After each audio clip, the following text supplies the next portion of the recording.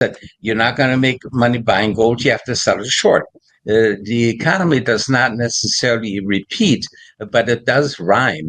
And at that time, 1978, if you look at the charts, 77, 78, when we gave a buy signal on gold, it just soared. I remember we started buying it at $123 an ounce, and eventually 2 years later was $800 an ounce. So very similar to now. And at that time, also people went, what is making it go up? Well, it was all the artificial money that the Federal Reserve had put into the system several years before. See, it takes a long time for this to emerge. And the Federal Reserve said we're going to fight inflation by raising interest rates. Yeah. Jeremy, we work a lot with cycles, and there are short-term cycles and long-term cycles. And, it's amazing how they work sometimes. And, cycles to shift to the left or to the right usually. But there was one cycle study we did on gold in 1980. And we had to go back to England to get more years because we only had about 200 some years of U.S. history in gold. And so we went back to England and added another 150 years to that data. And the conclusion was in 1980 that this is the top in gold and it's going to be a 20-year bear market. And people thought it was crazy. We had to make a lot of money buying gold. They said, you're not going to make money buying gold. You have to sell it short. In fact, we had one person, a very wealthy person from South America. He came to us and he wanted to buy gold because he had heard it was going to go to $3,000. He said, no, the way to make money and it goes traded on the short side. We started trading on the short side. Over the next several years, he made millions of dollars with us trading. He would call every day for consultation. And we made a lot of money for him on the short side of the market.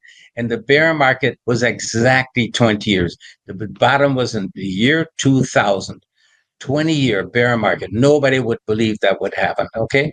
Then we said, in that 1980 study, we said that will be followed by a 31-year bull market.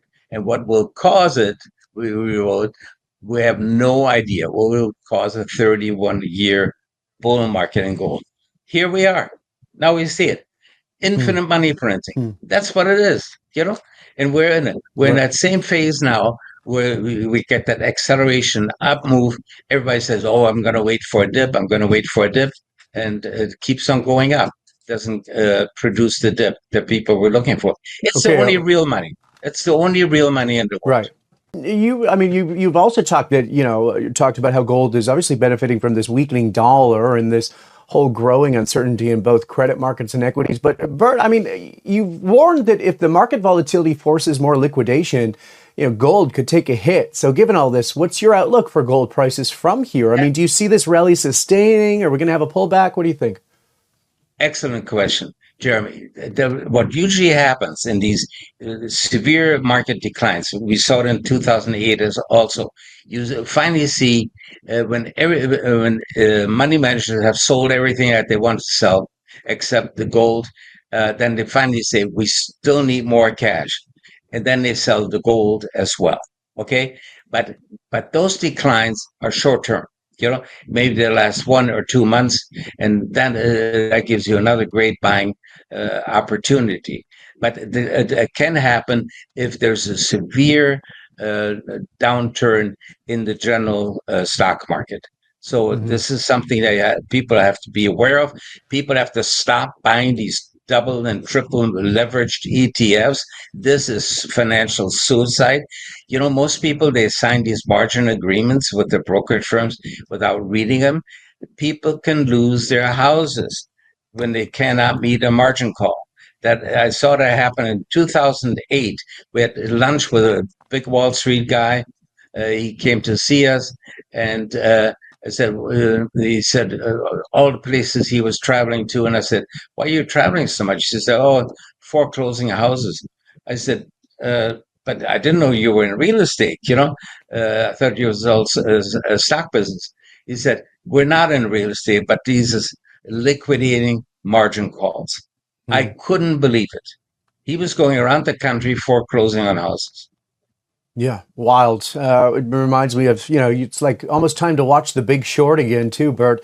Okay, we got to talk Yes, about then if we're looking at the stock market, we would be crazy not to talk about the miners because in your recent newsletter you noted that the recent surge in gold prices is not even close to being reflected in gold mining stocks, which you say have a big profit leverage at these levels. Walk us through how much more upside you see for the gold miners from here, but more importantly, what catalysts you're watching that could unlock the value because we haven't seen it all year.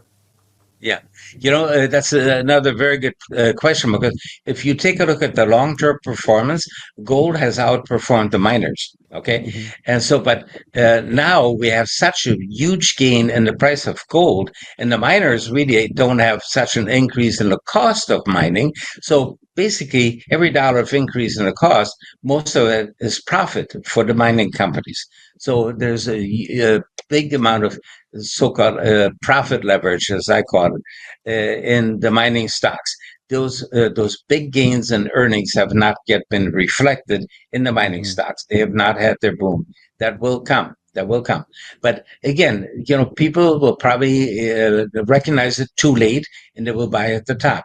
You never want to buy when everybody else is buying. You want to buy Yeah. before everybody else is buying. The central banks have been the big buyers and the only buyers, basically, for the last decade or 2 decades, probably. The public has not been out. I know some people that are in the gold business, and they say, it was just a couple of months ago, that business is dead. The Hmm. public does not want to buy gold or gold coins or anything that it's amazing. So there's still a ways to go, but don't be late to the party.